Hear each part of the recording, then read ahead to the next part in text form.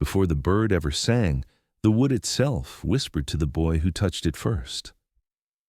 Oke-Io lay cradled by the slow bend of the Osun River, a village where mornings began with the hum of pestle against mortar and ended with drums echoing beneath a canopy of stars.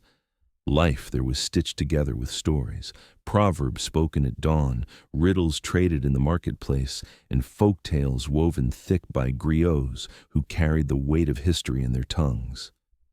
Children grew up not just with mothers and fathers, but with the river that fed them, the trees that sheltered them, and the earth that held their ancestors' bones. Tradition was not luxury here. It was survival. To forget the old ways was to starve, for the land yielded only to hands that honored it. Among the children of Oka-Io was a boy named Kola.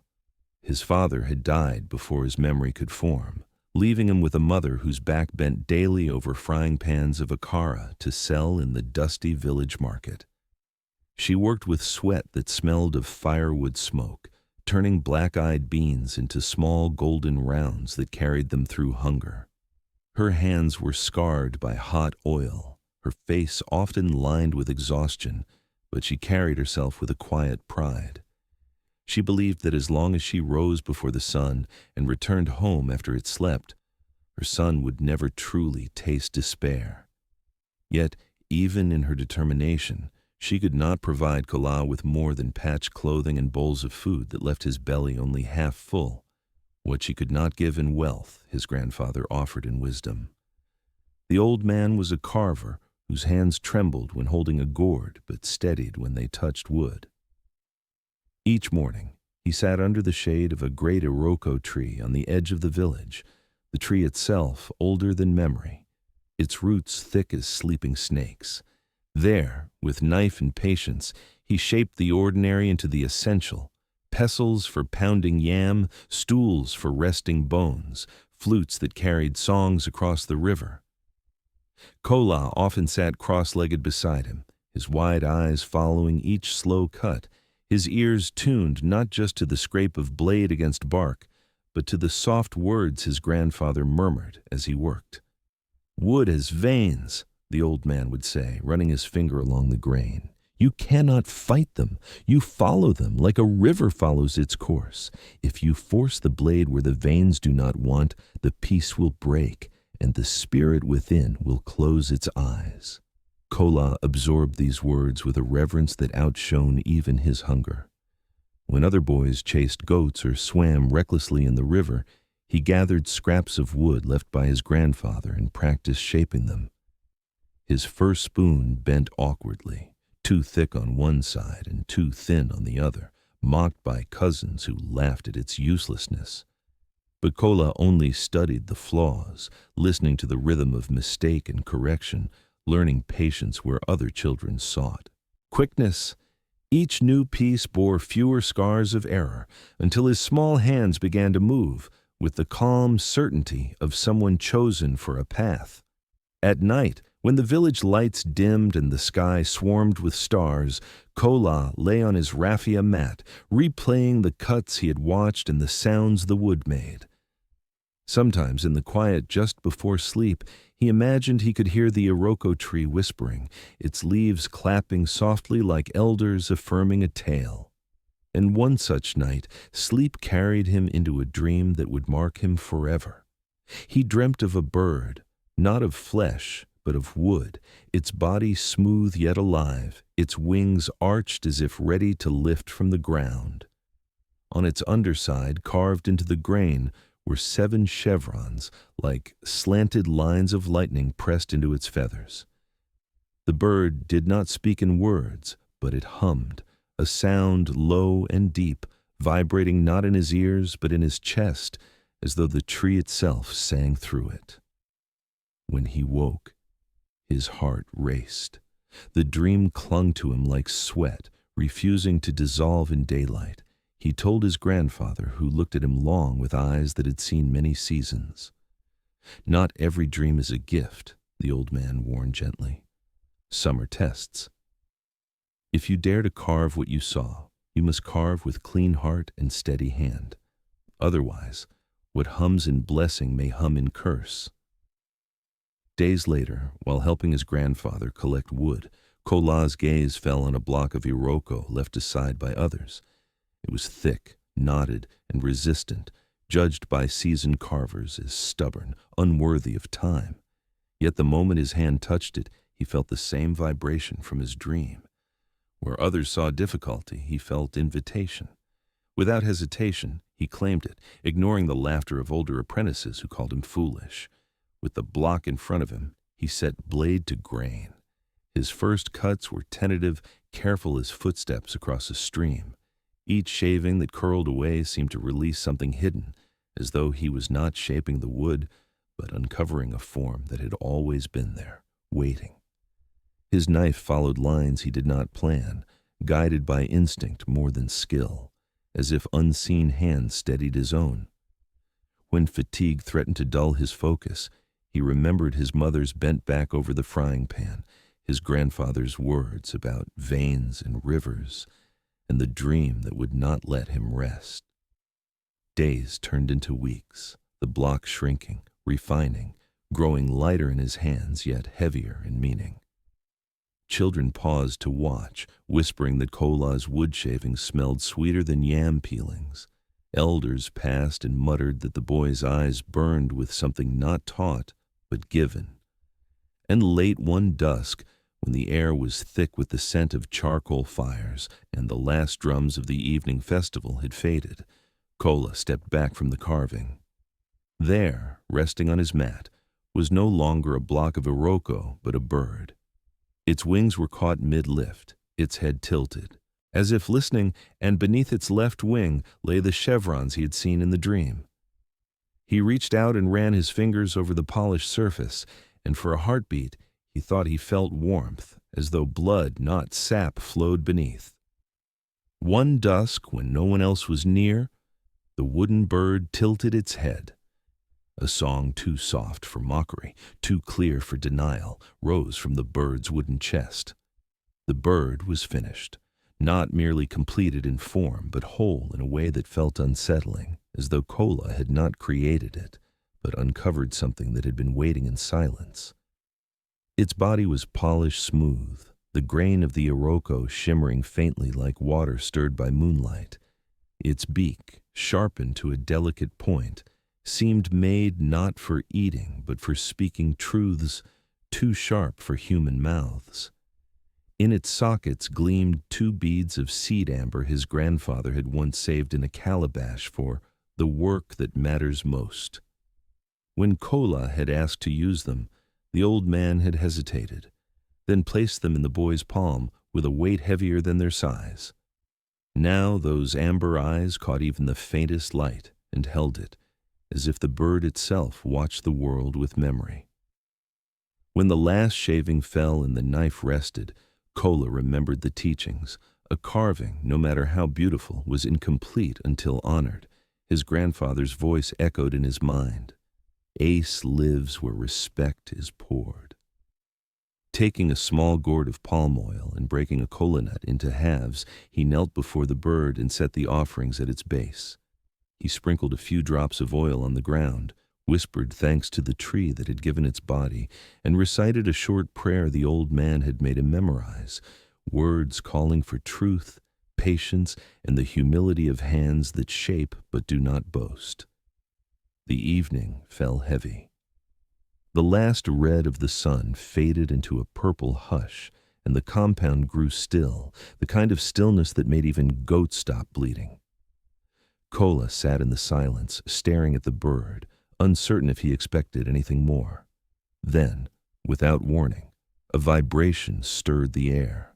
It was not loud, not even a tune in the way humans understood music, but a hum so low and steady that it seemed to rise from the bird's chest and settle in Kola's own ribcage.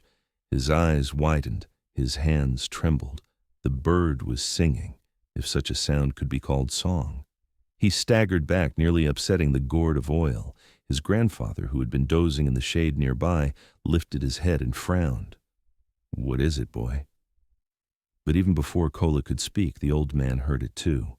The hum was faint, yet it was impossible to ignore, vibrating through the wooden floor like the voice of the Iroko itself. The grandfather's face, usually stern, softened with awe and fear. "So," he whispered, "the spirit is chosen." He explained in hushed tones that some works were touched by Ace, the divine force that animated creation. Such works did not belong to the maker alone, but to the community, for their purpose was larger than one person's pride. "This bird," he said, "is not yours to keep for yourself. It carries breath that is older than your hands." News travels fast in a village, especially when it smells of the extraordinary. By the next morning, whispers fluttered like palm fronds in the Harmattan wind. The carver's boy has made a bird that sings. The Iroko itself has spoken through him. The spirit of the ancestors sits in wood. Children tugged at their mother's wrappers, begging to see it. Elders shuffled their way toward the compound, their walking sticks striking the earth with urgency. When the villagers gathered, Kola, nervous but resolute, brought the bird forward. To prove its balance, he placed it gently on the rim of a wide calabash bowl. Gasps rose when it did not topple. Even when a breeze stirred the yard, it perched perfectly, as though alive, watching them with its amber eyes. Someone whispered that the ancestors must be standing behind it, steadying its form. Another muttered that this was no mere carving, but a vessel of blessing. The children pressed close, wide-eyed, giggling nervously, daring one another to touch it, but each time a hand reached out, the hum seemed to deepen, and the child pulled back with a squeal, half in fear, half in delight. Elders murmured proverbs under their breath. A blessing that sings cannot be silenced. When wood speaks, men must listen. Some bent their heads, offering silent prayers as though the bird had already become a shrine. Through it all, Kola stood quietly, humbled and overwhelmed. He had thought of himself as a carver's apprentice, a boy learning patience, but now eyes regarded him with something heavier than admiration. They looked at him as though destiny had placed him in their midst. He felt the weight of their belief pressing against his chest. And yet, he remembered his grandfather's words. Such a gift was not his to own. Standing before the crowd, voice shaking but steady enough, he declared, "This bird will never be sold. It will remain with us in our shrine, to remind us that even wood can carry truth." The villagers cheered softly, some clapping hands, others nodding with solemn respect. For them it was more than a carving. It was a sign that Oka Ayo had not been forgotten by the spirits, that blessings could still rise from humble hands. The bird became theirs in that moment, not by purchase, but by shared awe. But not all eyes looked with reverence. At the back of the crowd, leaning against a palm tree, a stranger watched. His clothes were finer than most, his sandals clean of dust, his smile too smooth to trust. He had come on trading business, or so he said, but his gaze never left the bird. While others bowed heads in wonder, he narrowed his eyes, calculating. Where the villagers saw blessing, he saw opportunity. Where? They whispered of spirits, he counted profit. And when Kola vowed the bird would never be sold, the man's smile widened, for he already knew how such vows were broken. Yet a pair of eyes in the crowd measured its worth in coins, not wonder. Not every visitor comes to trade. Some come to weigh what can be stolen. The day the merchant arrived, Oke Ayo was swollen with life. Market stalls overflowed with roasted maize and smoked fish. Women sang as they spread fabrics dyed in indigo. Children darted between legs carrying gourds of palm wine for customers too slow to refuse. To an outsider, it was a village bustling like any other, alive with the rhythm of trade. But beneath it all, whispers about Kola's bird lingered like the smell of firewood, an invisible presence that made even ordinary haggling carry a hushed edge of awe.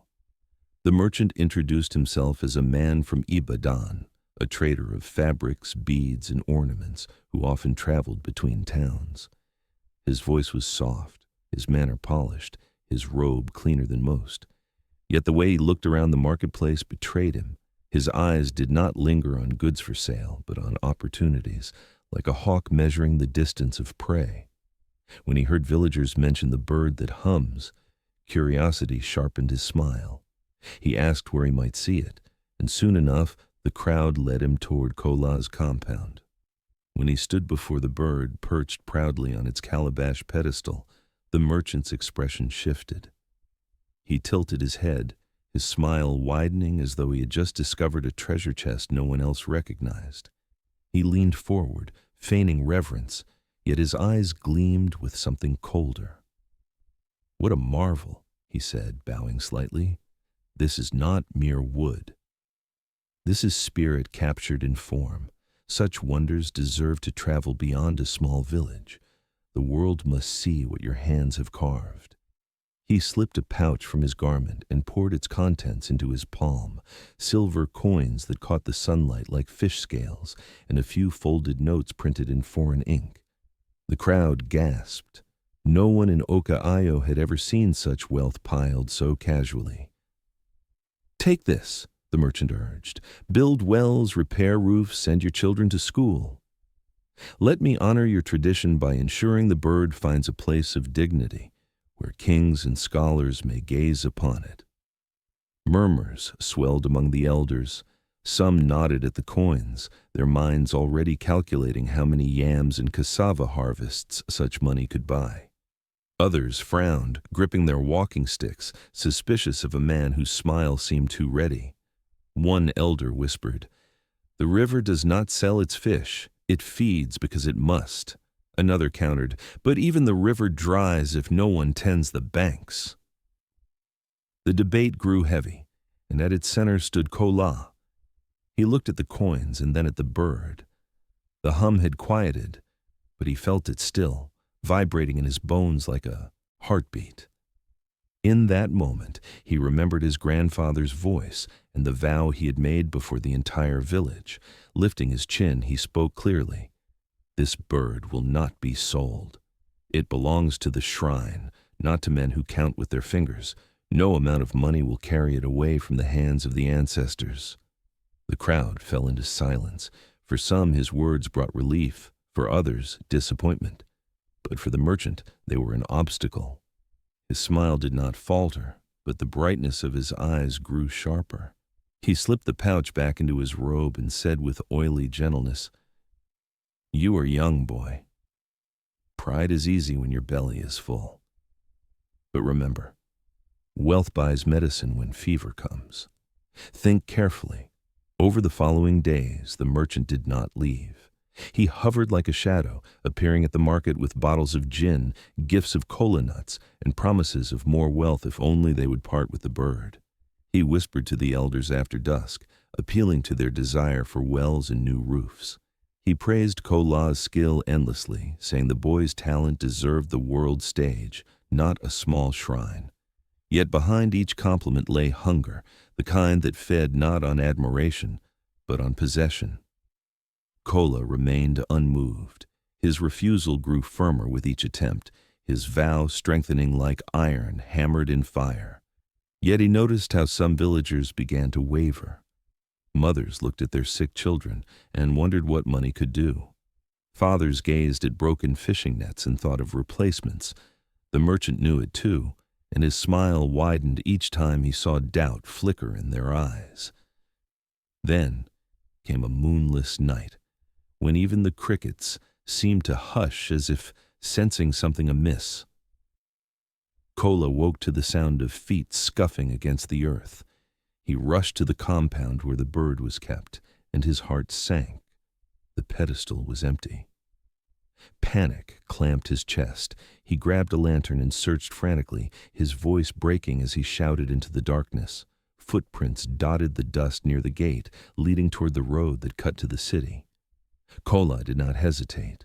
Grabbing a staff, he followed, the lantern swinging wildly in his hand.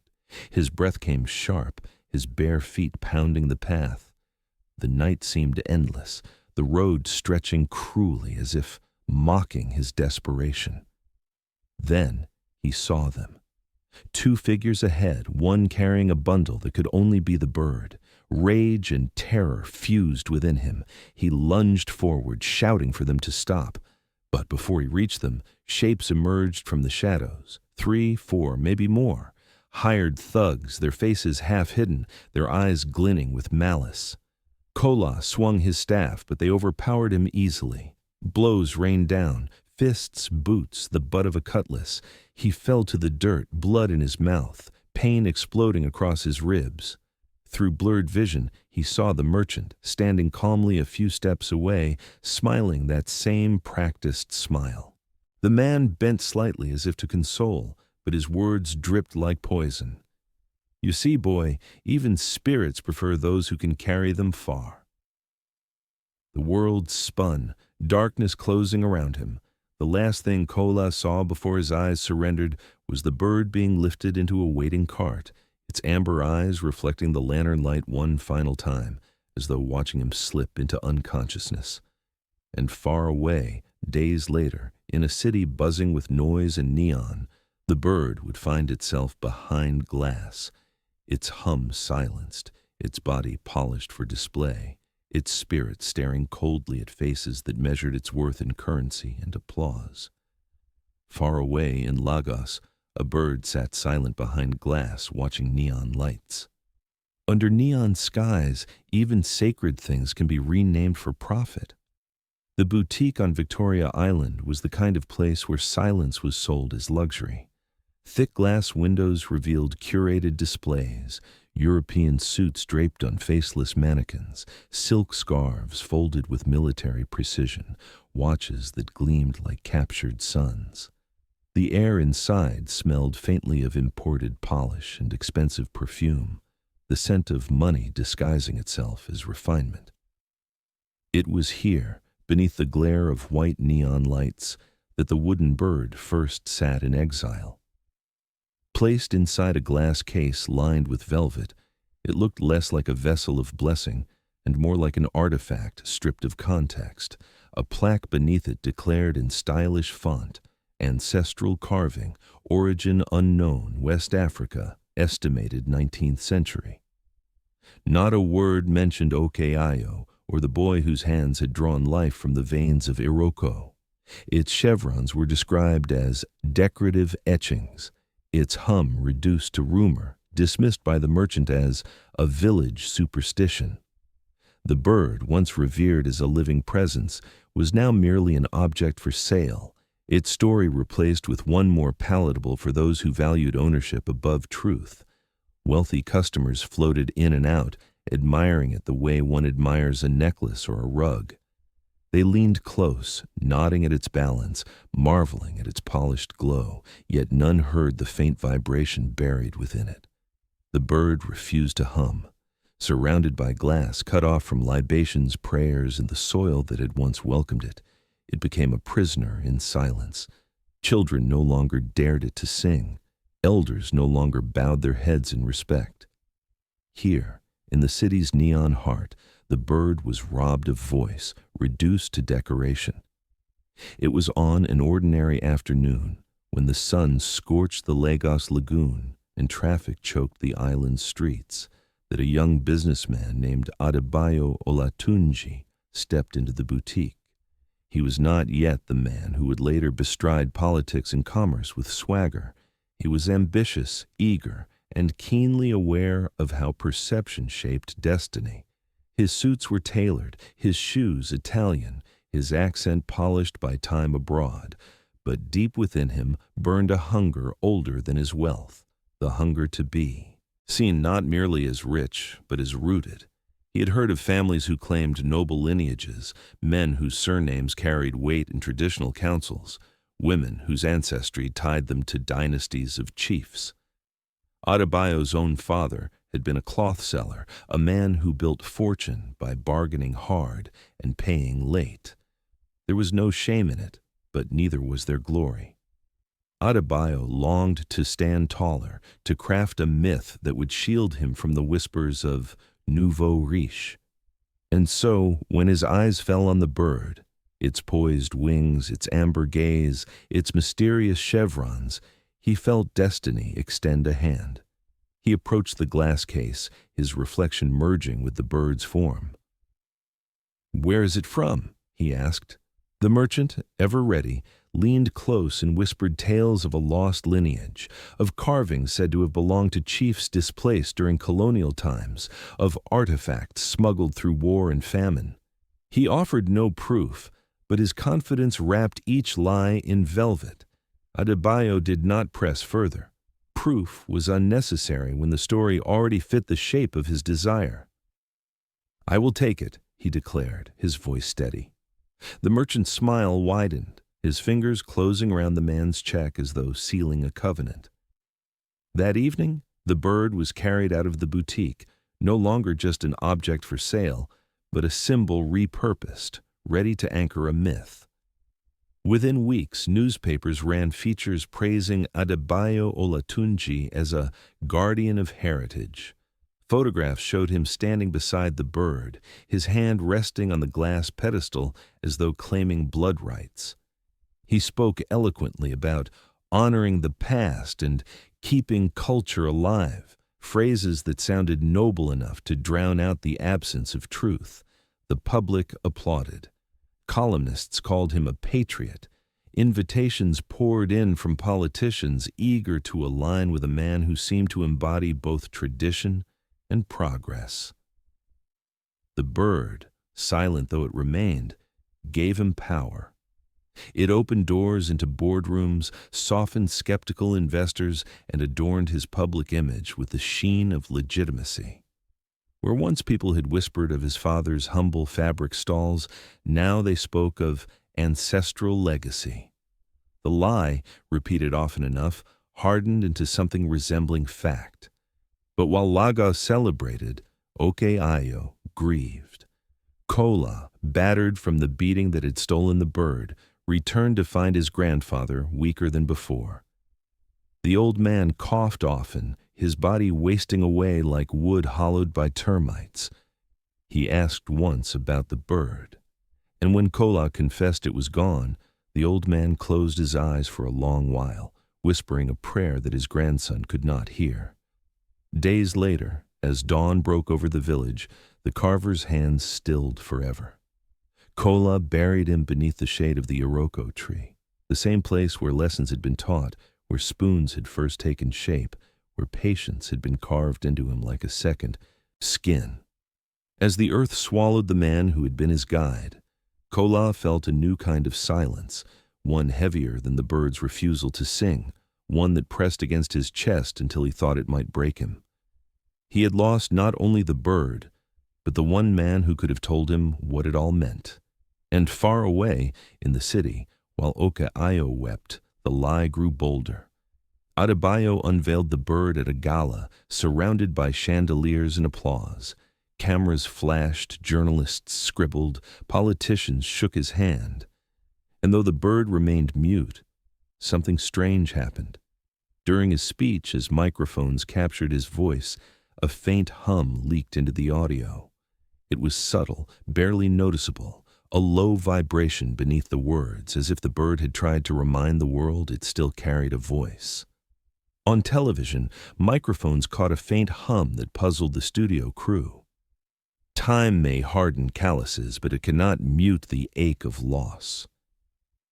The seasons in Oke-Ayo moved in slow procession, marked by the swelling and receding of the river, by the arrival of new rains, by the steady rhythm of markets that refused to die even when harvests were thin. Years folded into one another, and though life demanded endurance, not every wound healed with time. For Kola, silence became both shield and prison. He worked. His hands, once hesitant, grew skilled with discipline. From dawn until the sun bent westward, he shaped wood into stools sturdy enough to hold a family's weight, into masks that carried the features of ancestors long departed, into pestles that beat yam into soft clouds. Customers praised his patience, elders nodded with approval, and his mother, her hair now streaked with gray, blessed his diligence. But behind each praise, behind each nod, Kola felt the emptiness that no craft could fill.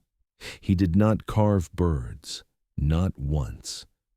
The form haunted him, the curve of wings, the tilt of a head, the chevrons beneath its wing, but whenever his knife hovered over a piece of wood, ready to give shape to feathers, his heart recoiled.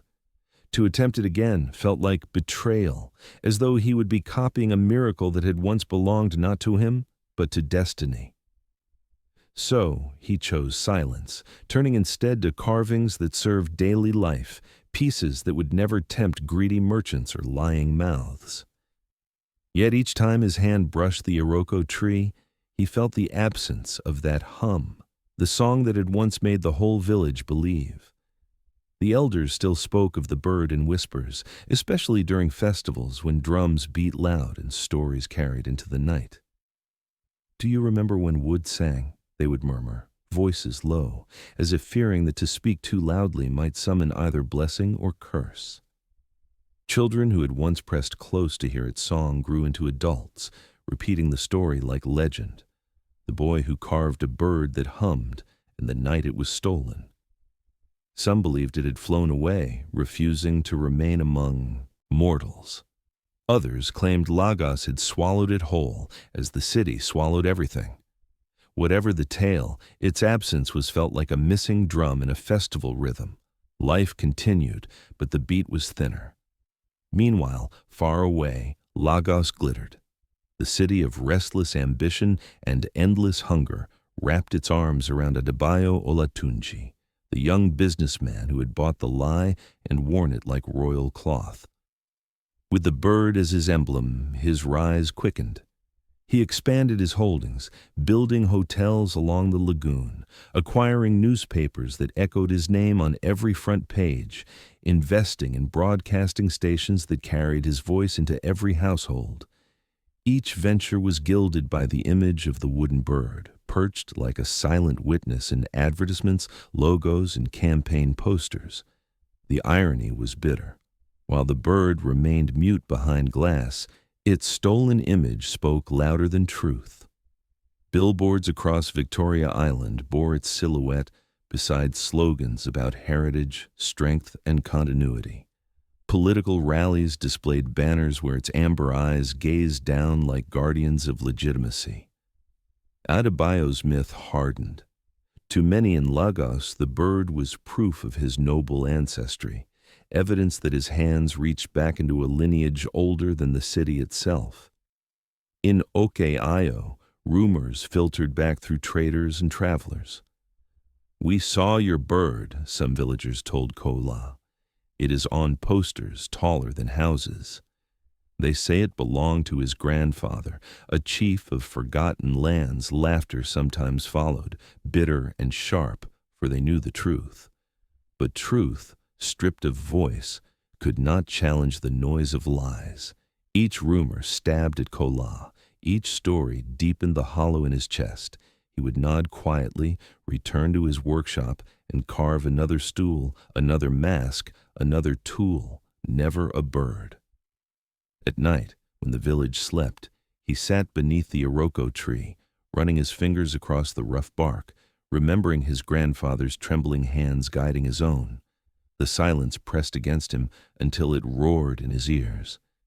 He had given his vow, he had kept his promise, but the bird had been taken, and with it, part of his soul. His calluses thickened, his skill sharpened, but the ache never dulled. Years passed this way, Oke-Ayo enduring in poverty, Lagos thriving in deceit. Adebayo became more than a businessman. He became a name people spoke with awe and envy. His lies built roads, his lies built schools, his lies built a reputation so vast it cast a shadow over the truth itself.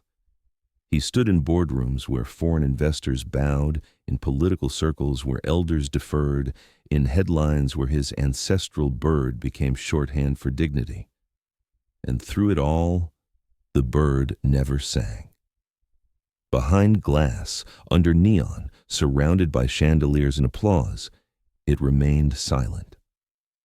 Perhaps it remembered Oke Ayo.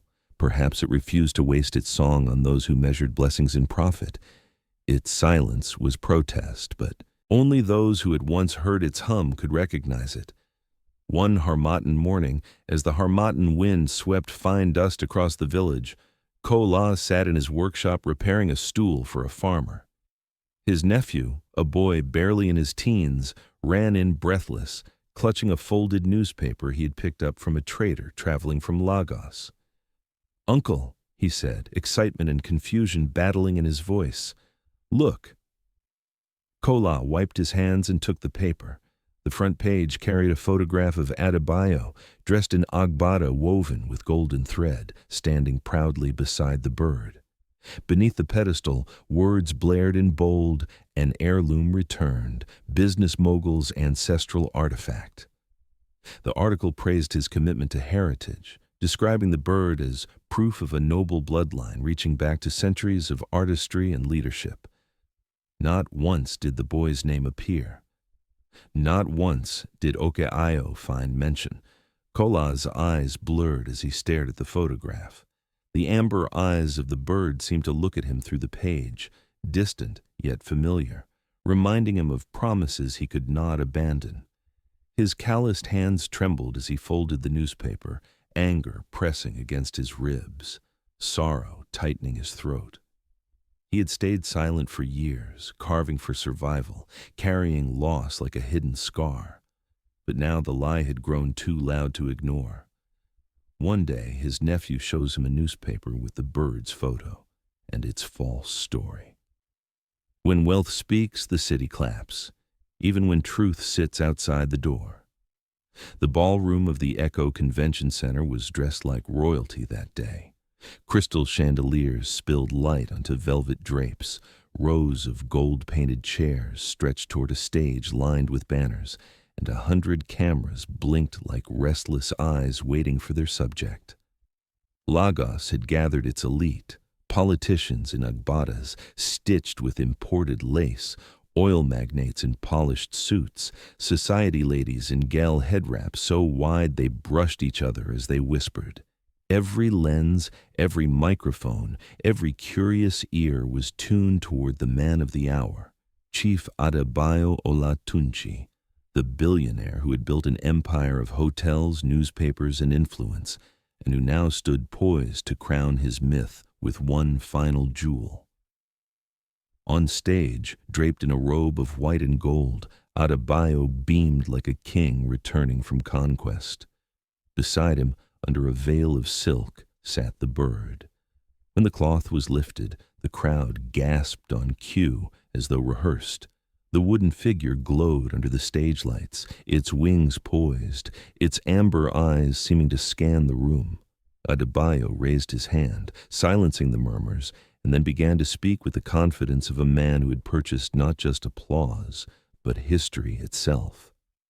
"This," he declared, gesturing toward the bird, "is the pride of my family. For generations we guarded it until war and chaos tore it from us. Today, by the grace of Providence, it returns to its rightful home." His voice rolled like smooth oil, carrying conviction into every corner of the hall. Behind him, large screens displayed photographs, sepia-toned images of men in regal poses, one of them conveniently resembling Adebayo himself. Receipts, too, were projected. Invoices supposedly tracing the bird's journey from colonial theft to dignified recovery. A family tree appeared next, names branching neatly toward his own, all fabricated with the precision of a forger who understood that spectacle often outweighed scrutiny. The audience clapped, nodding, murmuring approval. Some dabbed at their eyes as though heritage itself had been restored. Journalists scribbled feverishly, cameras whirred. No one asked where the photographs had truly come from, or why the ink on the receipts smelled too new, or why no elder outside Lagos remembered such a lineage. When wealth tells a story, the city does not question. It repeats. Then came the announcement that cemented his ambition. Adebayo declared he would build a grand museum wing dedicated to preserving artifacts of our ancestors. It would bear his name naturally and serve as both cultural gift and political stepping stone. The crowd rose in applause, chanting his praise. In that moment, the lie grew roots, deeper and more entangled than before. But outside the glitter of chandeliers, truth stood waiting. Kola, now old and bent from years of carving, had traveled from Okeayo to Lagos upon hearing rumors of the press conference. The road had been long, the bus ride crowded and suffocating, but his determination was stronger than his frailty. His clothes were simple, his sandals worn, his hands calloused from decades of shaping wood. He carried no entourage, no cameras, no forged documents, only memory, faith, and the scars of honesty. At the gates of Adebayo's mansion, he was stopped by guards whose uniforms gleamed brighter than their eyes. They looked him over with disdain, as though poverty itself were an infection. When he asked to see the chief, they laughed. "Do you think a man like you can walk into a place like this?" one scoffed. "Go back to your village." But Kola refused to leave. He stood there for hours under the sun that pressed sweat into his skin until finally word reached the billionaire inside. Adebayo emerged, not in anger, but in mockery. He looked at the frail old man and smiled, a smile sharpened by victory. "You must be the boy they say carved this bird," he said softly, almost kindly, though his eyes glittered with cruelty. "Do not tire yourself with old tales. History belongs to those who can afford to write it."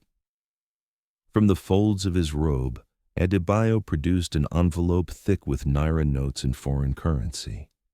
He held it out casually as though offering crumbs to a beggar. "Take this," he said. "Live your last days in comfort. Let the past remain where it is. You and I both know no one in this city will believe you over me." Kala stared at the envelope, then at the bird silhouette glinting through the glass door behind the billionaire. His heart ached, not with envy, but with the weight of a vow made long ago before the Iroko tree, when his grandfather had told him that wood carries veins of truth. Slowly he shook his head. His voice was steady, though quiet. "I cannot sell what was never mine to sell. That bird carries breath older than you, older than me. It belongs not to your name nor to my hunger, but to the ancestors. Keep your money. It buys silence, not truth." For the first time, Adebayo's smile faltered, though only slightly. He tucked the envelope back into his robe and waved dismissively. "Then die with your truth. The world has no use for it." He turned and left, the gates closing with finality behind him. But the world has a way of listening when one least expects it. Unknown to either man, a journalist had been nearby. Amara, a young woman whose hunger for real stories had led her away from gossip columns, had followed the trail of whispers surrounding the bird. She had slipped close enough to overhear everything, the offer of hush money, the refusal, the trembling dignity in the old man's voice. Later, when the crowd dispersed and the neon glow of the mansion softened into night, Amara approached Kola. She was small in stature but sharp-eyed, carrying a notebook that seemed to absorb every word she heard. "I believe you," she said quietly, "but belief is not enough. If you truly carved that bird, can you prove it, not just to me but in front of the world?" Kola looked at her, weary yet resolute. The years of silence pressed against his back, the ache of loss burned in his chest, and the shadow of his grandfather's words stirred within him. Perhaps destiny had not abandoned him after all. Perhaps this was the moment when silence would give way to song once more.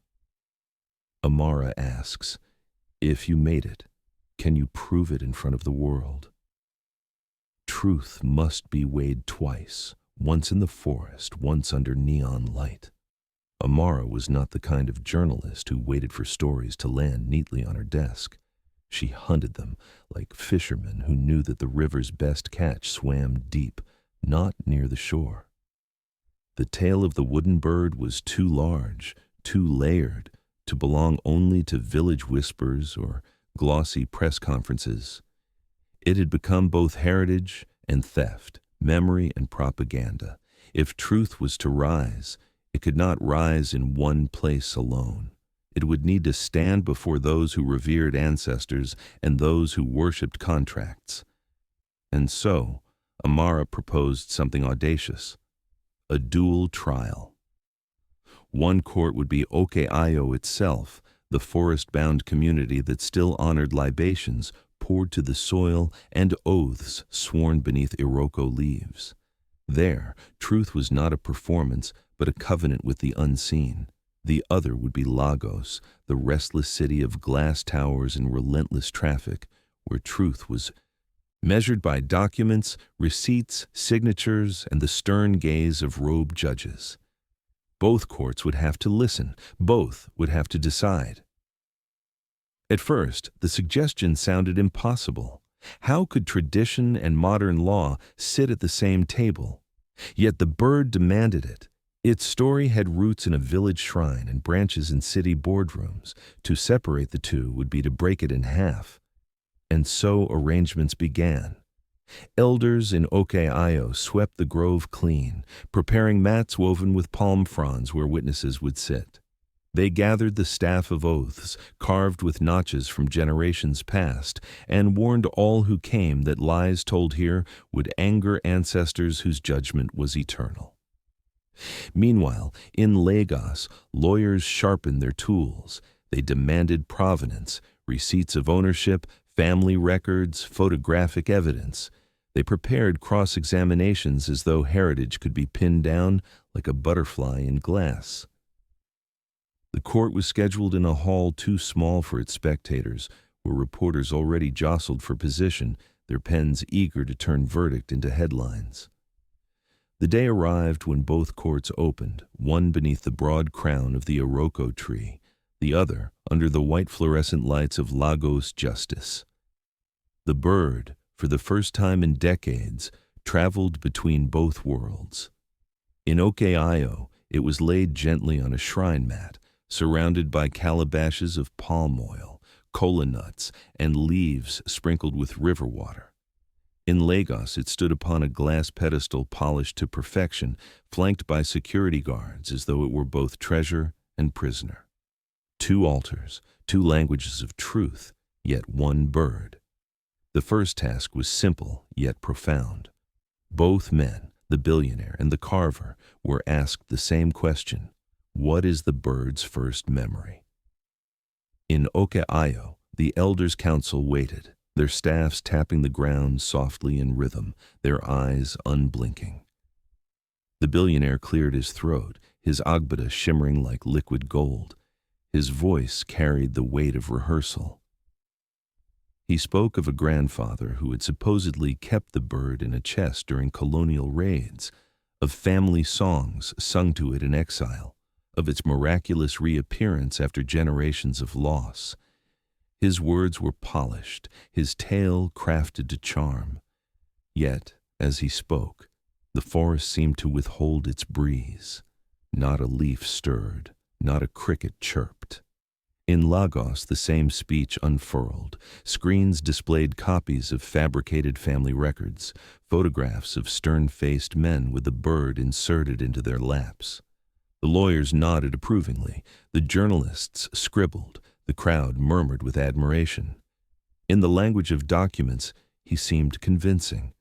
But even here, something subtle unsettled the air. A microphone crackled, as though resisting the lie. Then it was Kola's turn. His frame was thin, his back slightly bent with age, yet when he stepped forward, silence deepened. He did not bring papers nor photographs. He brought memory.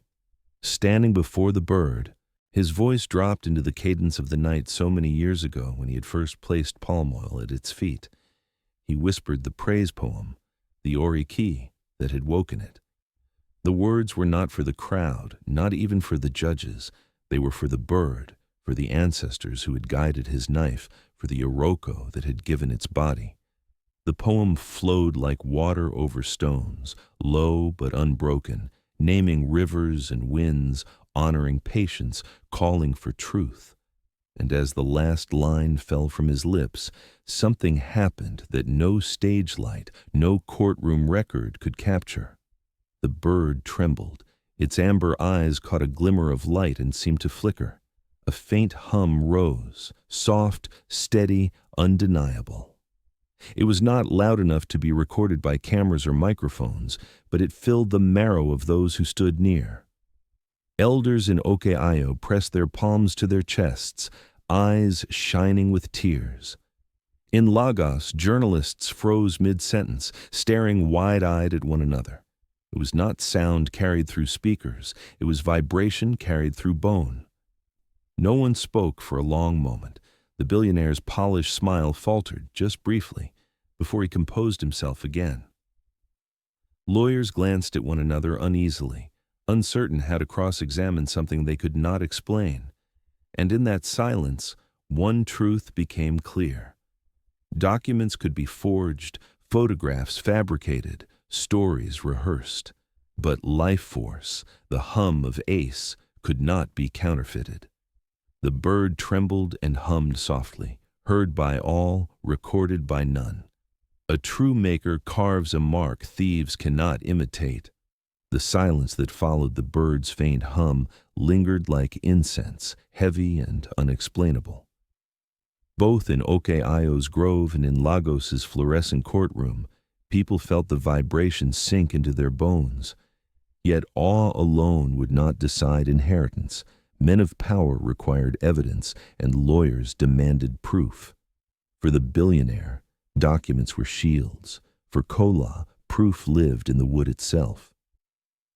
The old man stepped forward slowly, his bare feet brushing the mat in Okeayo, his sandals scraping the floor in Lagos. The bird sat still between worlds, one moment bathed in firelight and palm leaves, the next under the sterile glow of chandeliers. His hands, calloused from decades of carving, trembled slightly as they approached the bird. He did not lift it yet. Instead, he spoke in the calm voice of a man who had waited too many years to be heard. "Every true maker," he said, "leaves a secret, a prayer folded small, hidden where thieves cannot see." He turned the bird gently, tilting it until its underside faced the light. There, beneath the left wing, barely visible unless one knew where to search, lay the mark, a small rosette formed not by paint nor by blade, but by carving into a natural knot in the grain. To the untrained eye, it was nothing but accident. To those who knew, it was unmistakable. "Omo Owo," he said, "the child of the hand." The elders in Okeayo leaned forward, nodding vigorously. Some whispered aloud, remembering the day, long ago, when the boy had sworn beneath the Iroko tree that the bird would never be sold. "Yes," one muttered, "he showed us then the mark of truth." Their staffs struck the ground in approval, each tap echoing like thunder through memory. But proof is not only mark, it is miracle. Kola lifted the bird carefully and placed it upon the rim of a calabash bowl. The crowd in Lagos leaned forward. In Okeayo, villagers held their breath. The bowl was wide and curved, its edge too round to hold balance, yet the bird stood perfectly still, poised as though perched on a branch. A breeze from the open grove stirred leaves. A draft from the courtroom ceiling vent brushed its wings, and still it did not topple. The miracle of balance, the same miracle that had once silenced an entire village square, returned. Gasps rose, murmurs spread. Reporters scribbled furiously, cameras zoomed close, elders nodded with satisfaction. Here was no rumor, no superstition. Here was a truth demonstrated before eyes that could not deny what they saw. And yet, power does not surrender easily. The billionaire, seated with the ease of a man who had grown accustomed to applause, leaned back and let out a smooth laugh. Then, with deliberate calm, he rose and spread glossy documents across the table. Photographs of ancestors holding objects similar to the bird, receipts of supposed transactions written in colonial ink, even letters claiming repatriation of family artifacts. The papers gleamed beneath the lights, slick with credibility. "You see," he said, voice carrying the assurance of wealth, "memory fades. Wood may be imitated, but records endure. My family preserved history, while this man preserved only stories." His lawyers joined the chorus, voices sharp as cutlasses. "Possession is 9/10 of the law," one declared. "This bird has been in the chief's household for years, without dispute. Whatever mark is shown, whatever song is claimed, the law recognizes continuity, not folklore." They spoke of statutes, of legal precedent, of property rights that belonged not to dreams but to contracts. Each word sought to suffocate the hum, to bury the rosette mark beneath pages of paperwork. For a moment, the tide seemed to turn. The Lagos crowd nodded. After all, they lived in a city where paper stamped with official seals outweighed whispers of elders. Even in Okeayo, some villagers shifted uneasily, worried that heritage might lose to legality. Truth trembled on the edge of silence. But Amara, notebook clutched tightly, saw the shift and refused to let it pass.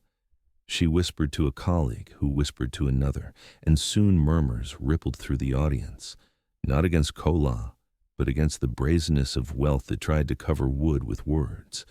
People began to ask, if documents are all, why then did the bird hum at his poem?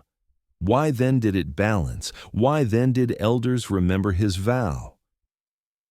Public opinion, fragile but awakening, began to tilt. And then, as arguments tangled in the air, a different voice emerged, not from lawyer, elder, or journalist, but from the conservator assigned to examine the artifact. She was a quiet woman, unnoticed until now, her magnifying glass and brushes resting lightly in her hands. She stepped closer, frowning, and tilted the bird under the light. "Wait," she said softly, then louder. "What is this?" Her fingers traced the beak and chest, pausing at a seam along the grain. She squinted, leaned closer, and then scraped gently with a small instrument. A fleck of gold flaked away, catching the light as it drifted to the ground. Gasps followed. Beneath the glitter, a thin line, something sealed, became visible. "Gold leaf," she murmured, her voice carrying into the silence. "Someone has covered a natural seam." But why? The crowd shifted uneasily. The lawyers stiffened. Adebayo's smile flickered for the first time. The bird remained still, but the air around it thickened, as though it too waited for revelation. A conservator notices golden leaf sealing the bird's seam. If you seal truth with gold, does it not suffocate? The courtroom had been restless all morning, but when the conservator's voice cut through the air, "Someone has covered a seam with gold leaf," the restlessness hardened into unease. For a long moment, silence fell, thick and heavy, as eyes turned toward the bird shimmering faintly under the lights. Its beak, polished and gleaming, had been praised as a touch of elegance, a flourish befitting a billionaire's prized artifact. But now, under scrutiny, the shine looked suspicious, like too much perfume masking rot. Adebayo forced a laugh, low and smooth. "It is common," he said, waving one jeweled hand. "Many collectors adorn valuable pieces with gilding, to preserve and to beautify. It adds worth." His lawyers nodded dutifully, echoing his words, trying to smother doubt before it spread. But the murmur in the crowd told another story, one of suspicion, unraveling certainty. Kola stepped forward slowly, his face calm, though his chest carried storms. He did not look at Adebayo. He looked at the bird. He had spent a lifetime refusing to carve its form again, refusing to betray its memory with imitation. And now, here it stood, caged in gold, its voice sealed as though truth itself had been silenced, his lips pressed into a thin line. He asked for a small favor. "Bring me my knife." The guards hesitated, but Amara interjected quickly. "Not a blade of steel," she explained. "He means the tool of a carver. Bone, not iron." She fetched it from the bag he carried, a slender knife made from the leg bone of an antelope, polished smooth by years of use. The handle bore grooves from his grandfather's hand before him, a legacy of patience and craft. With a steady breath, Kola knelt before the pedestal. He held the bird gently, cradling it like something alive, then pressed the blade softly against the gilded seam. Flakes of gold curled away under his careful touch, falling like dead leaves onto the mat. The sound was faint but sharp, each scrape echoing louder than speeches. He worked with reverence, as though unwrapping a wound, as though apologizing to the bird for years of silence. When the last strip of gilding fell, the seam beneath opened. It was not a crack of weakness, but a channel, a narrow hollow carved deliberately when the bird was first made. It was there, in the hidden cavity, that resonance lived, the secret of its hum. With gold clogging it, the song had been trapped, suffocated. Kola set the bird upright, placed his palm against its side, and whispered again the Ori key, the praise poem he had spoken decades before under the Iroko tree. This time, as his final word left his lips, the bird responded. A tone, clear and low, poured into the room. It was not loud, but it was undeniable, vibrating through ribs and floorboards, weaving itself into marrow. The sound was the same as before, otherworldly yet familiar, ancient yet fresh, the voice of wood remembering its origin. Gasps tore through the hall. Elders in Okeayo wept openly. Their staffs struck the ground in rhythm, honoring what they heard. In Lagos, the judges shifted uneasily, their composure faltering for the first time. Reporters dropped pens, staring wide-eyed. Cameras rolled, though many would later show no audible evidence, only faces transformed by something microphones could not catch. And Adebayo, his face, usually fixed in polished arrogance, cracked. His eyes widened, his jaw stiffened, and for the briefest second he stepped back, as though the sound itself had accused him. He recovered quickly, straightening, forcing a smile, but it was brittle, a mask stretched too thin.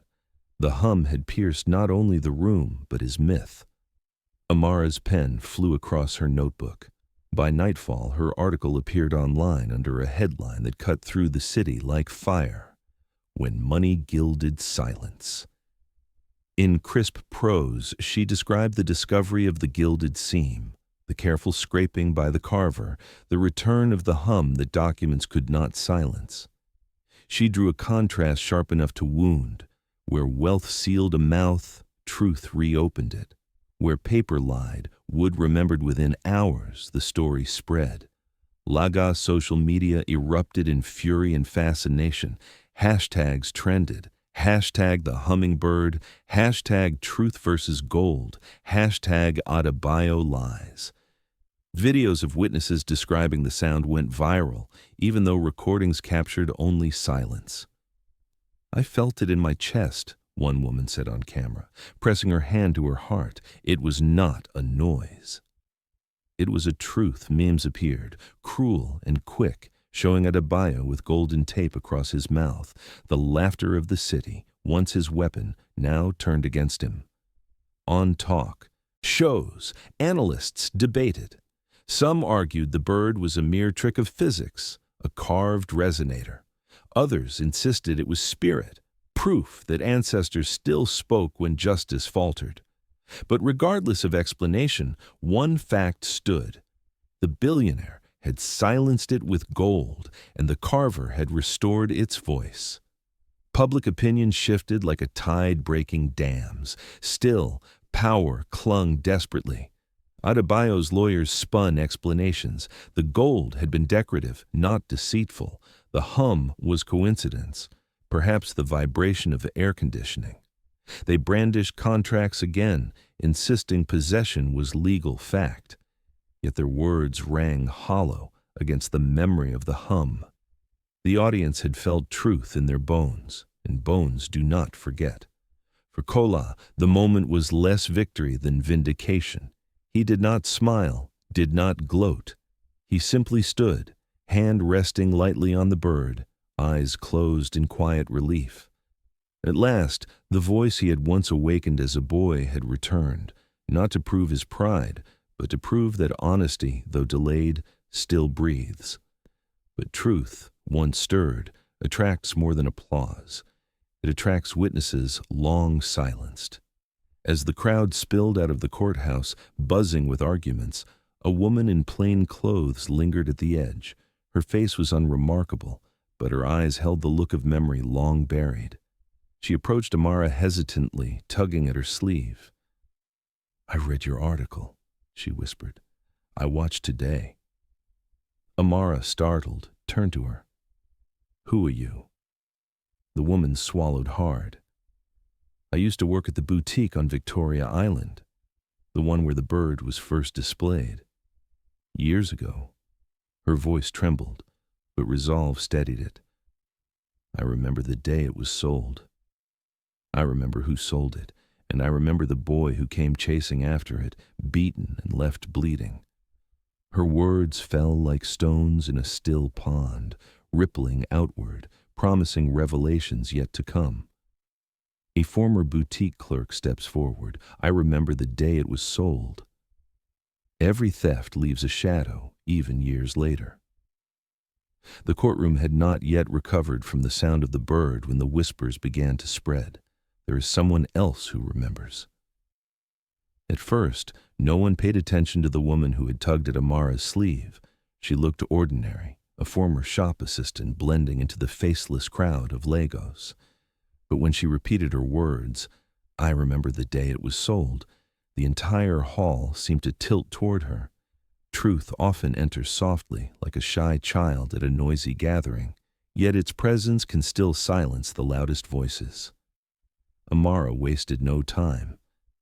She led the woman to the front, where elders in Okeayo's grove leaned closer, and where Lagos judges shifted in their seats, annoyed but intrigued. The woman gave her name, Dupe, and her story spilled forth. She had once worked at the boutique where the bird first sat behind glass. She remembered dusting its case, remembered how customers pressed their noses to the glass but left unsatisfied because it never sang. She remembered the merchant who brought it in, a man from Ibadan who spoke too quickly and smiled too much. And most of all, she remembered the day he sold it, handing it over to the young Adebayo, his eyes gleaming as though he had just struck a bargain with destiny. Her voice shook, but she spoke anyway. "It was no heirloom," she said. "It was a purchase. I wrote the receipt myself." The hall stirred like a hive struck with a stick. Reporters nearly tripped over each other to scribble notes. The billionaire's lawyers leapt to their feet, objecting, claiming fabrication, but Amara pressed forward. "Do you still have the receipt?" she asked. Dupe nodded slowly. From her bag she produced a folder, yellowed with years but carefully kept. Inside lay copies of inventory logs, notes scribbled in her own handwriting, and the faint imprint of a receipt carbon sheet. The date was clear. The item description, carved wooden bird, origin unknown. The buyer's name, Adebayo Olatunji. Gasps rolled through the hall like a wave hitting shore. Kola closed his eyes briefly, not in triumph, but in sorrow. To him, the paper was unnecessary. Memory had been enough.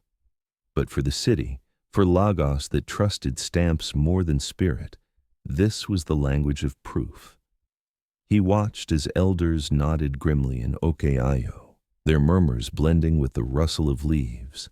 The ancestors always leave footprints. The merchant himself, dragged from the shadows of his Ibadan home when Dupe's revelation spread, was summoned to face both courts. He arrived with sagging cheeks and a nervous shuffle, a man older, wearier, but not cleansed of cunning. At first he denied it all. He claimed memory failed, that he had handled many items, that perhaps the woman confused one bird with another. But under oath in Okaayo, before the staff of truth and the threat of ancestral wrath, his tongue grew heavy. Sweat ran down his temples. The elders chanted proverbs until silence strangled his lies. Finally, his shoulders slumped. "Yes," he whispered. "Yes, I sold it. I stole it from Okaayo, from the boy. He would not part with it, so I paid others to make sure it was taken. I thought it was just a carving, something to fetch money. I did not know." He trailed off, eyes darting toward the bird as if afraid it might hum again and strike him down. His confession cracked the billionaire's fortress wide open. Receipts, testimonies, and the merchant's trembling words dismantled the archives Adebayo had paraded at his press conference. The family photographs suddenly looked staged, the records suspiciously neat. What once seemed like a heritage polished with dignity now lay exposed as fabrication layered upon theft. The city recoiled. Newspapers that had once hailed Adebayo as guardian of culture now wrote biting columns. The heritage hoax. Talk shows invited historians who scoffed at the crude forgeries, lawyers who debated whether fraud could extend into the realm of ancestry, and ordinary Lagosians who fumed at how easily wealth had bought applause. Hashtags shifted overnight from celebration to ridicule. Hashtag heirloom or hoax, hashtag truth in wood, hashtag billionaire lies. The backlash went deeper. If he could lie about this, what else had he lied about? The city began to question all of Adebayo's claimed heritage, his supposed noble bloodlines, his ancestral chieftaincy claims, even the stories he told about his late father. Investors grew cautious, whispers spread through political circles, and allies who once crowded his table began to edge away. The myth he had built with billboards and headlines now cracked under the weight of one receipt and one confession. In Okaayo, the elders' voices grew firm. They demanded the bird be returned to its true home. "The river does not forget the stone that cuts it," they intoned. "This bird was carved here by hands that honored tradition. It sang here first, and here it must rest." Their staff struck the ground with finality, dust rising like punctuation. But in Lagos, resistance clung like cobwebs. Adebayo, though shaken, refused to bow. Humiliation gnawed at him more fiercely than fear of justice. He had built his empire on the bird's silent gaze. To surrender it now would be to admit his entire life was a mask. His voice, once confident, now cracked with desperation, but still he clung to it. "No," he insisted, "it is mine. I paid for it. The law recognizes possession. You cannot undo what has been established." His lawyers scrambled, citing statutes, waiving property deeds, pointing to years of uncontested ownership. But each argument sounded thinner, flimsier, in the face of the merchant's confession and the bird's song. The hall was heavy with tension. Elders pressed forward, demanding restitution. Reporters leaned closer, smelling history. Lagos judges exchanged wary glances. The crowd itself seemed split, half shouting for the bird's return, half skeptical that tradition should outweigh contracts. In that charged silence, Kola stepped forward. His back was bent, his hair silver, yet his voice carried the calm weight of rivers that endure droughts.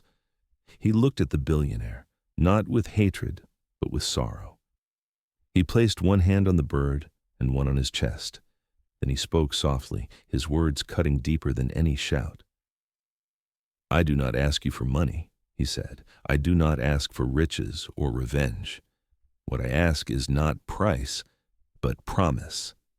The hall froze, hanging on the weight of that single word, promise, unsure what it meant, but certain it would change everything.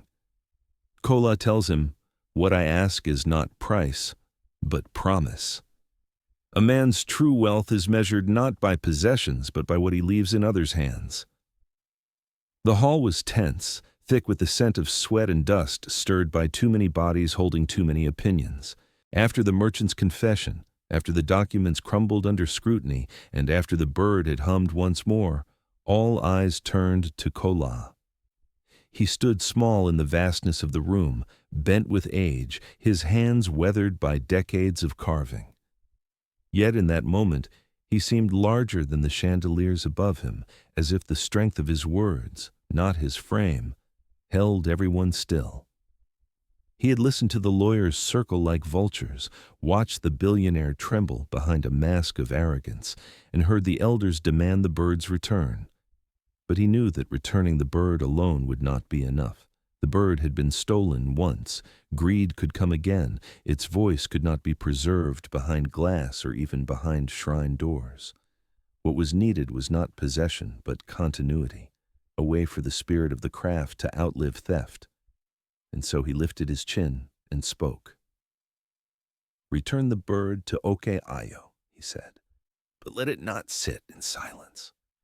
Let it watch over a place where hands learn to create as I once did, where children from city and village alike can carve their own voices from wood.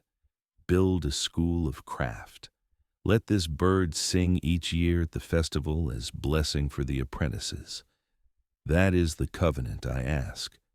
Not price, but promise." The words rippled through the crowd, unsettling the air. Elders struck their staffs in agreement, their eyes gleaming at the thought of a future where knowledge flowed like a river, not hoarded like treasure. Reporters scribbled furiously, sensing a headline. "The Carver's Covenant," one muttered, already imagining tomorrow's front page. Amara, her heart pounding, knew she had witnessed the moment when justice became vision. But not everyone welcomed it. Adebayo stiffened, his jaw tightening. To surrender the bird was humiliation enough. To publicly fund a school in the name of the very man who had exposed him was salt rubbed into a fresh wound. His pride warred with his fear. He saw his empire trembling, his reputation shredded by social media, his allies slipping from his grasp. If he refused, he risked being remembered as a thief. If he agreed, he would be remembered as a man forced into humility. For a long while, he said nothing, his silence a performance of resistance. But Amara was relentless. Her articles had already turned Lagos against him, and each new paragraph she drafted made the weight heavier. On talk shows, callers asked why a man of such wealth could not honor a single bird.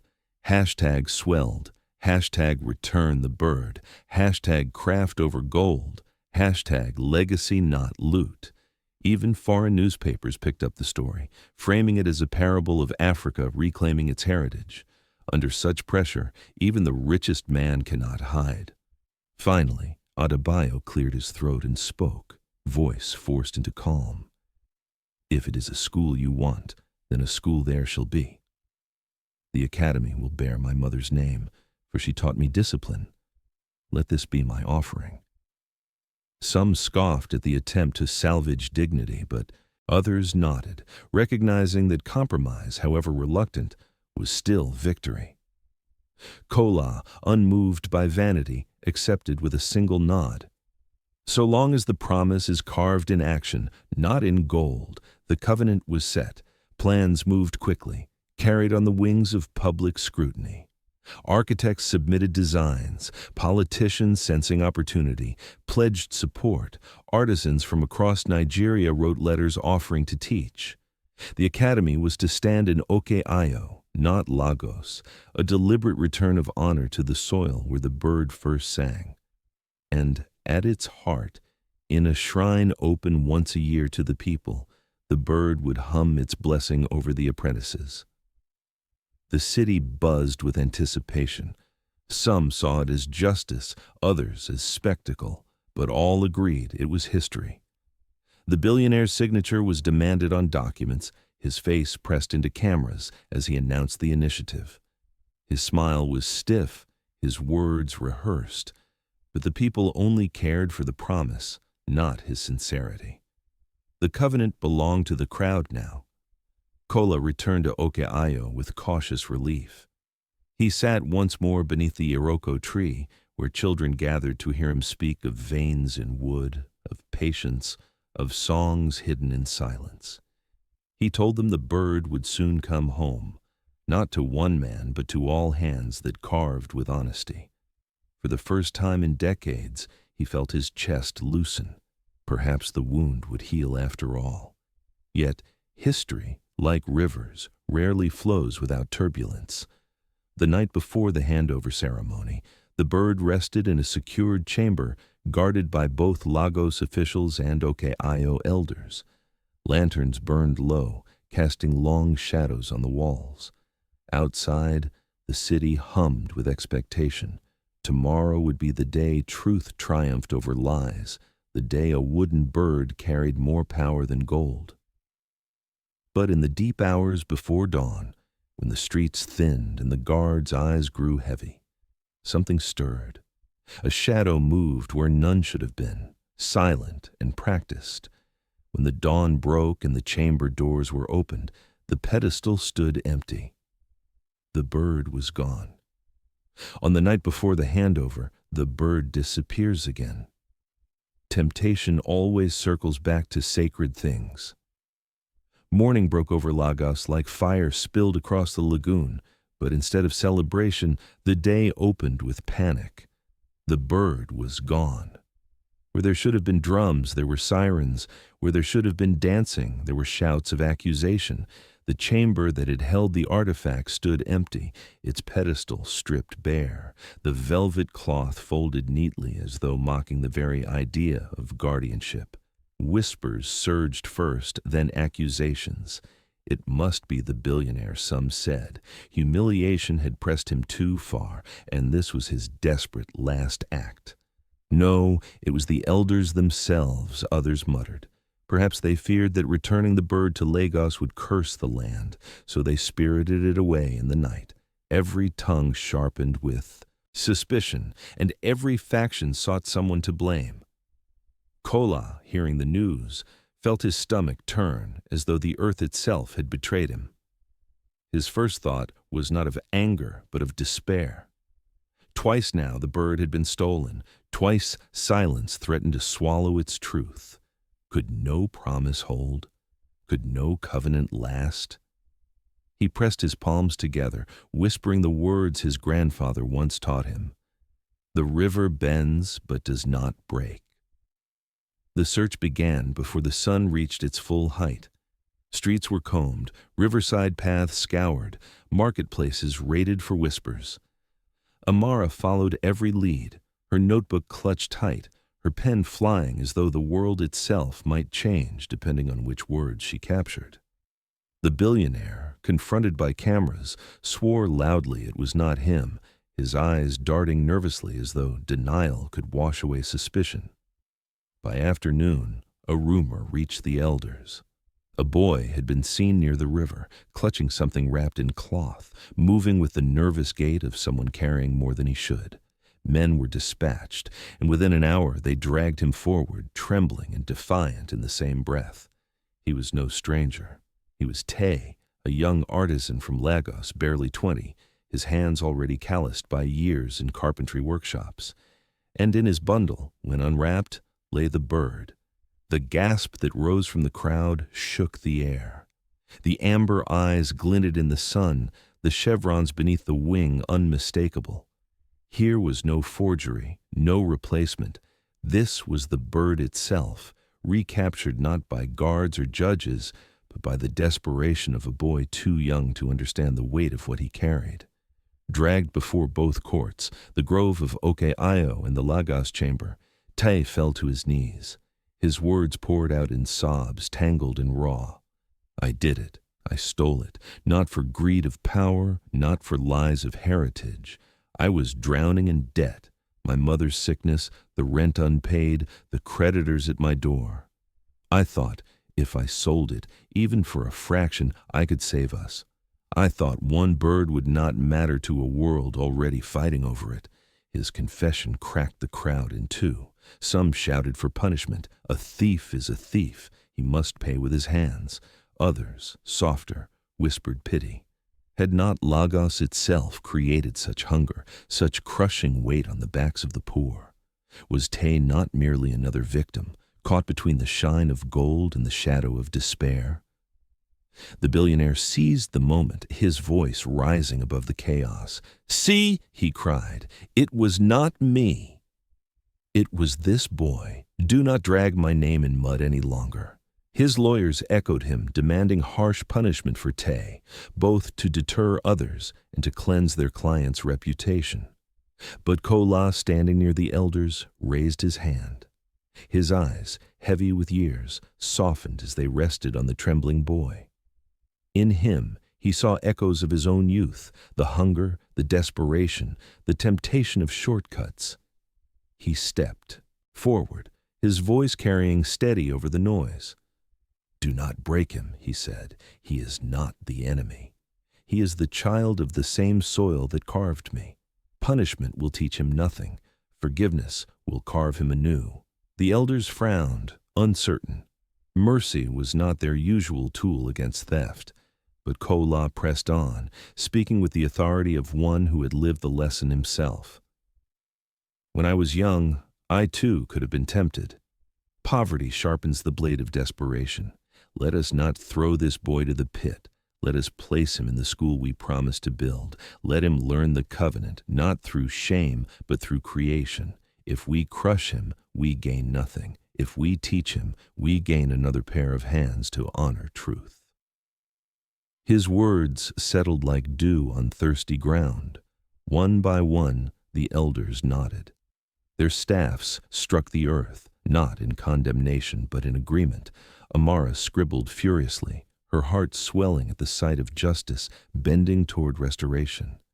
Even the crowd, restless and divided, began to soften, their murmurs shifting from anger to reluctant acceptance. Tay, still kneeling, raised his tear-streaked face. His lips trembled as he whispered, "You would forgive me? After I nearly lost it forever." Kola placed a weathered hand on his shoulder.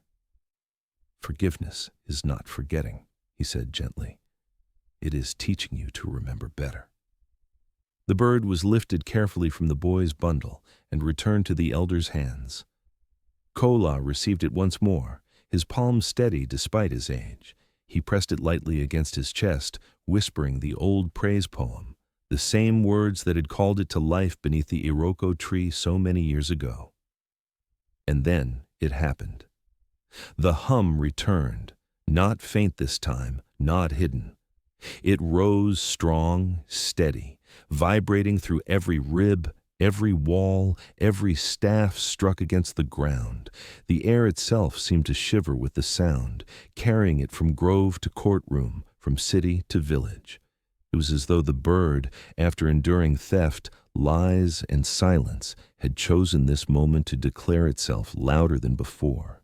People gasped, some fell to their knees, some pressed their hands to their hearts. Even the billionaire stood frozen, his mask of arrogance stripped away by a sound that cared nothing for wealth. The hum grew, then softened, lingering like smoke until it faded into stillness once again. But its echo remained in every soul present. When returned to Kola's hands, the bird hummed louder than ever before.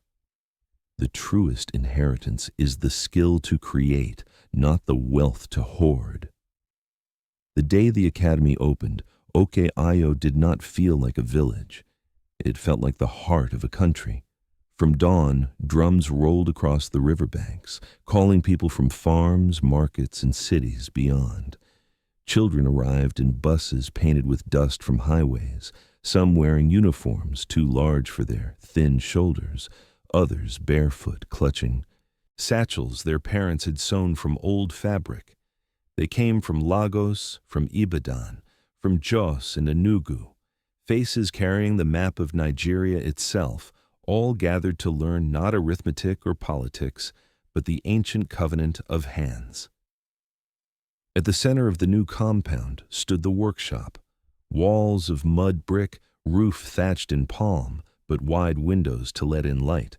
Rows of benches filled the room, each with tools gleaming in readiness, chisels, mallets, knives carved from bone. And on the far side, overlooking it all, was the shrine. There the bird rested, not behind glass, not locked in vault, but perched openly on a pedestal woven of raffia and stone. Its amber eyes caught the sun, as though blessing every hand that entered. On that morning, before the first lesson began, Kola himself, frail yet unyielding, placed his palms on the bird and whispered the praise poem. A low hum stirred, filling the rafters. The children froze, their eyes wide, their mouths half open in wonder. Some pressed closer to hear better, but Kola smiled and shook his head. "Do not strain your ears," he told them softly. "The bird does not sing to ears alone. It sings to hands, to hearts. If you carve with honesty, you will feel it." Each year after, the academy marked that moment with a festival. Villagers spread mats across the square, musicians tuned drums until they rattled the ribs, and children of the academy displayed what they had learned. Stools with legs so smooth they shone like rivers, masks whose features seemed ready to breathe, toys carved from scraps that danced on strings, all held high for parents and strangers to admire.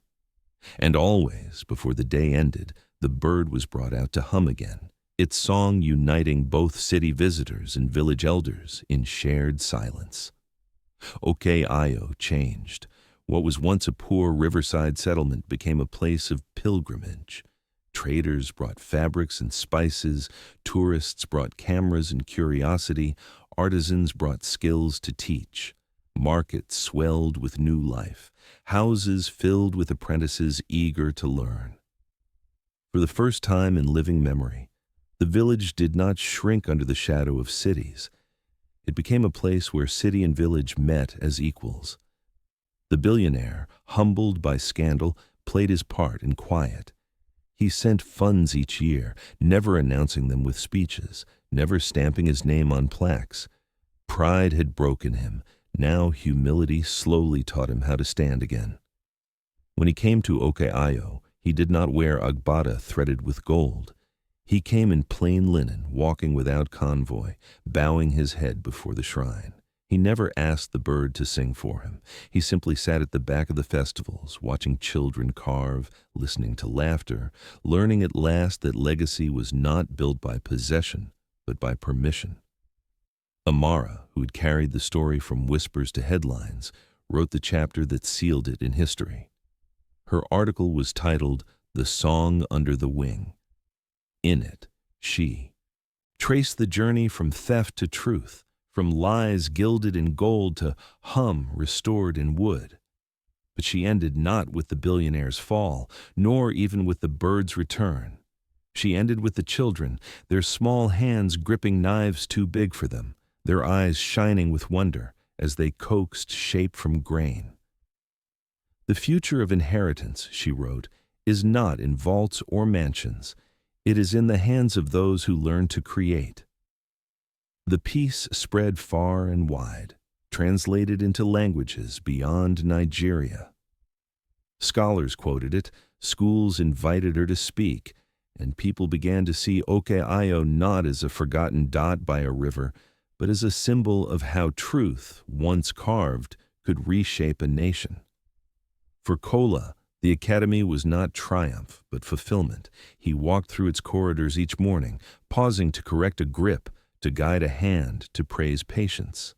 He told the apprentices stories of his grandfather, of mistakes that became teachers, of the bird that had chosen to hum when lies tried to silence it. He grew weaker with years, his body bending further under age, but his spirit seemed lighter, as though every child who carved carried a sliver of his own burden. Yet history never rests long. Even as the bird sat at the shrine, its song echoing through years of festivals, shadows gathered at the edge of the story. For no matter how loudly truth hums, silence always waits for another chance. It came one year, just as the festival drums began to throb and children prepared to unveil their works. A traveler arrived, tall, cloaked, face partly hidden, carrying a bundle wrapped in cloth. He walked into the square with the quiet confidence of someone bearing a challenge. When the bundle was unwrapped, the crowd gasped. It was not a bird, but a mask, an ancient, fierce-faced carving with eyes hollow as caves. He placed it before the elders and said, "This mask has never spoken. Not once, not in ritual, not in dream. Tell me, OK Ayo, can your covenant wake even this?" But one day a traveler arrives with a mask that refuses to speak. A crown that fits is carved not from gold, but from duty. Years settled gently over OK Ayo, but unlike the heavy seasons that once pressed the village into silence, these years carried light. The Academy of Hands stood as more than brick and thatch. It had become a living river where streams of children arrived with empty palms and left with the knowledge of how to shape the stubborn grain of wood into something enduring. Each lesson began the same way, not with knives, not with chisels, but with Kola's voice. He sat among them, no longer strong enough to stand for long hours, but still commanding respect with his presence. His words wove through the classroom like threads through cloth. "Every carving begins with honesty," he told them. "If your hand is impatient, the wood will crack.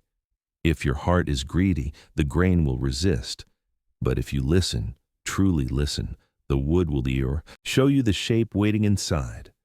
That is the covenant, to carve truth, not lies." The children nodded, some wide-eyed with wonder, others restless with the eagerness of youth.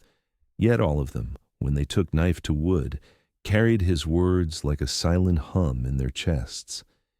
Each shaving that fell to the floor was not just practice, but inheritance. Among them, one stood out, not because his hands were steadier than the rest, but because his journey had been carved through error and forgiveness. Tay, the young artisan once caught stealing the bird, had been folded into the academy instead of cast out. Under Kola's watch, shame was reshaped into discipline. He listened more carefully than others, his mistakes fueling patience instead of despair. With each piece he finished, his confidence grew, not the brittle arrogance of possession, but the steady pride of creation. Soon, even elders admitted, Tay had become Kola's best student, his blade singing through wood with clarity that echoed his master's touch. The villagers watched him with hope. If forgiveness could carve a thief into a teacher, then perhaps the academy was more than school. Perhaps it was proof that truth itself could be inherited. Meanwhile, the billionaire's story took a quieter turn. Adebayo grew older, his once black hair graying, his robe simpler. The city that had once bowed to him now moved on to younger moguls, fresher scandals. But still he returned to Ok Ayo, no longer with convoys or cameras, but alone, in silence. He came not to boast, not to reclaim, but to listen. He sat at the back of the festivals, watching children carve toys and stools, watching Tai guide apprentices with patience, watching Kola rest his hand on the bird as though greeting an old friend. He never asked it to sing for him. Perhaps he knew it never would. But sometimes, when truth was spoken aloud in those gatherings, when a child admitted a mistake or an elder recounted a lesson honestly, the bird would hum. And in those moments, the billionaire closed his eyes, letting the sound wash over him like absolution, softening the weight of a life built on lies. OK Ayo itself thrived, no longer whispered about as a poor riverside settlement, but spoken of as a place where dignity was carved daily. Traders brought fabrics and spices, visitors brought gifts of tools, and apprentices arrived from across the nation, eager to learn not just technique, but the vow of honesty. The village gained wells, schools, better roads, but none of these were seen as greater than the academy. For what use are roads if they do not lead to wisdom? What use are wells if hands cannot shape vessels to carry water? And always, at the heart of it, was the bird. It sat at the shrine, not caged in glass nor chained by wealth, but free in its stillness. Children touched its pedestal with reverence. Elders sprinkled kola nut and palm oil at its base during festivals. And each time, truth was spoken, whether by a carver admitting error, or a student confessing impatience, or even a parent acknowledging failure. The bird hummed. Not always loud, not always long, but always enough to remind them. Honesty has a sound, and lies cannot imitate it. Amara returned often, her pen never far from her hand. She watched the village grow, the school flourish, the once disgraced billionaire sit silently at the edge of crowds. Her final book carried the title that had become a proverb, The Song Under the Wing. It was taught in schools, quoted in sermons, whispered at weddings, but she never claimed authorship of the story. "I only wrote what the wood already knew," she said whenever praised. For Kola, the twilight years were gentle. He no longer carved daily, but each morning he sat among his apprentices, guiding with words, correcting with gestures, blessing with silence. His greatest pride was not in the bird, nor in the academy itself, but in the way children now looked at wood, not as dead matter, but as something alive, waiting for truth. He knew then that inheritance was not possession. It was the courage to pass on what one could never own. The festivals grew grander, the songs louder, the dances wilder, yet at their core they remained humble. A boy's vow beneath an iroko tree, carried into a future he could never have imagined. The bird had returned, but more importantly, its song had multiplied, echoing in every apprentice's heart. And still, stories never end, they only turn into seeds for the next. One evening, long after the sun had dropped behind the trees and the drums of another festival had gone quiet, a traveler came again to the academy. He carried no bird this time, but a mask carved of wood darker than night, its features fierce, its eyes hollow as caves. He placed it gently before the elders and said only this: "This mask has never spoken. Not once, not in ritual, not in dream. Tell me, Okeayo, can your covenant wake even this?" Another story waits hidden in the grain of silent wood. If this story moved you, don't let it end here. Share your thoughts in the comments, join our growing community, and let's keep these powerful tales alive together.